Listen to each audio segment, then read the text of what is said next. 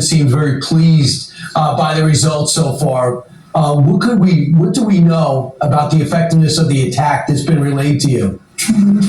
The president is pleased, the country is pleased, and frankly, Brian, the whole world should be pleased with the courageous action that President Trump and our United States military took on Saturday night. I want to thank, and the president wants to thank, the brave pilots who flew nearly 40 hours and more than 7,000 miles from the middle of America to the Middle East to conduct this highly successful and complex precision strikes on Iran's nuclear facilities. This is an operation that presidents of the past have dreamed about, but no president had the guts to actually do it. But President Trump did, to take away this imminent threat, not just to the state of Israel, but to the United States and the rest of the world. So the country is a safer place today because of the president's bold action, and he has prevented a nuclear conflict. He has prevented a rogue radical regime from obtaining a nuclear bomb and threatening our people. So I know the president's very decisive, but he also likes listening to all angles. And he's used to Democrats fighting against him. How much harder was the decision when you have people like Steve Bannon coming over for lunch saying don't do it, Marjorie Taylor Greene saying don't do it, and other voices like that?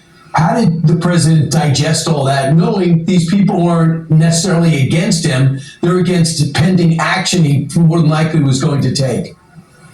One of the great things that makes President Trump a great leader is his ability to listen to people with different perspectives, but then ultimately make a decision based on his own instinct and the intelligence that he saw. And he saw, based on U.S. intelligence, that Iran is just weeks away from obtaining a nuclear weapon. And President Trump has been saying his entire life, not just as a presidential candidate or as president of the United States twice, but also as a private citizen, that Iran cannot obtain a nuclear weapon. And that's something that leaders around this world and on both sides of the political aisle agree with. Again, presidents dating back to Democrat Bill Clinton have said that Iran cannot obtain a nuclear weapon, but none of them had the courage to actually do something about it, and President Trump did. And nobody knows what it means to accomplish peace through strength better than President Trump.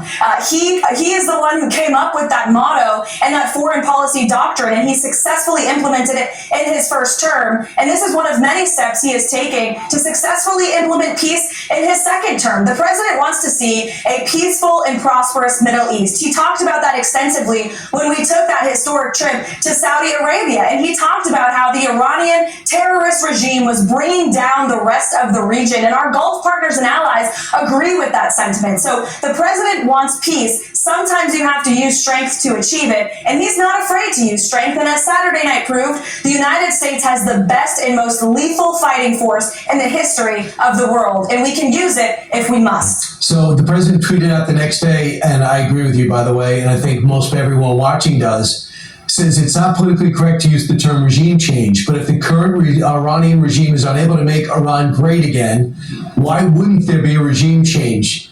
Does he think we should do that? Is he asking the Iranian people to do that? What's he saying there? The president believes the Iranian people can control their own destiny. And what he said last night makes complete sense. If the Iranian regime refuses to come to a peaceful diplomatic solution, which the president is still interested in engaging in, by the way, why shouldn't the Iranian people take away the power of this incredibly violent regime that has been suppressing them for decades? And so our posture has not changed. Our military posture has not changed. These were decisive precision strikes that were successful on Saturday evening. But the president is just simply raising a good question that many people around the world are asking. So let's go to the border if we can, and how that relates to the reprisals that Iran promises. One of the things they said was, Donald Trump, gambler Donald Trump can start a war, we'll finish it. Well, could it be through a sleeper cell here? Well, they certainly have the numbers. It turns out over the last 4 years, there's been over 1,500 Iranians coming to our southern border, 729 qualified for release. Your reactions to the American people concerned about a possible sleeper cell reprisal here? President Trump has no greater responsibility than protecting the homeland. And look at what he has done over the past several months to do that. He has done more than any president in American history to secure our border, and the largest mass deportation operation of illegal criminals, many of them known terrorists that Joe Biden led into this country, are being removed every day. I spoke to our Secretary of Homeland Security this morning. She held a call with governors across the country, and the Department of Homeland Security is actively engaged with our state and local law enforcement partners to protect the American people. That is the president's number one priority in all of this, and that's ultimately what led him to make the decision to launch this strike on Saturday night, to protect our homeland from threats abroad, and we will continue to protect our homeland from threats here at home. Caroline, but no specific threat yet in any city or any state or any building? Not that I'm tracking, Brian, but I can assure you the Department of Homeland Security is monitoring the situation very closely. So as this operation takes place, Democrats said they were not told about it. They were left in the dark, and they said usually there's bipartisan calls for this, and they didn't know about it. Here is Republican Thomas Massey. We haven't been briefed. They should have called us all back. And frankly, we should have debated this war powers resolution that Ro Khanna and I offered instead of staying on vacation and doing fundraisers and saying, oh, well, the president's got this under control. We're going to cede our constitutional authority. Should you have called everybody back? First of all, we did make bipartisan calls. Thomas Massey and the Democrats, he should be a Democrat because he's more aligned with them than with the Republican Party.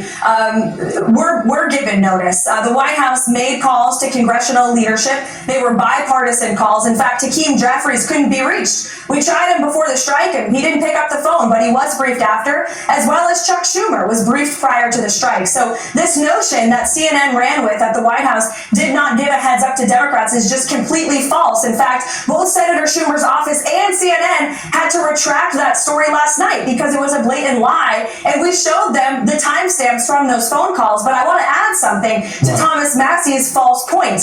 The White House was not obligated to call anyone because the president was acting within his legal authority under Article 2 of the Constitution as Commander-in-Chief of the President of the United States. We gave these calls as a courtesy, and the Democrats are lying about this because they can't talk about the truth of the success of that operation and the success of our United States military and the success of this president and this administration in doing something that past administrations, Democrats too, have only dreamed about. Yeah, President Obama did not ask for permission to bomb Libya in 2011. That's right. Finally, I know you guys are going over to NATO. You're going to go one day later. It's going to be on Tuesday. So far, our NATO allies are looking for de-escalation. What do you want to hear from them about what we did over the weekend? That's right. The president will be taking off for NATO tomorrow morning, and one of the main topics of discussion will be that 5% threshold that our NATO allies have to hit. The president has been calling on our NATO allies to do more for quite some time. He got them to step up and do more in his first term, and you'll hear the president talk about that on this next historic trip to Europe. You want them spending 5%, right? 5% right. of their GDP on defense. Yes. Some of them just got to 2%. Have you gotten any pushback on that? Not so far, not that we've heard, and the president has been adamant. And our NATO allies, to their credit, heeded the president's strong call in his first term, and we expect them to do it this time around as well. I know it's one of the very tense times that you're always going to remember. And thanks so much for letting us know what's happening from inside the White House. Karoline Leavitt, thank you. Thanks, Brian.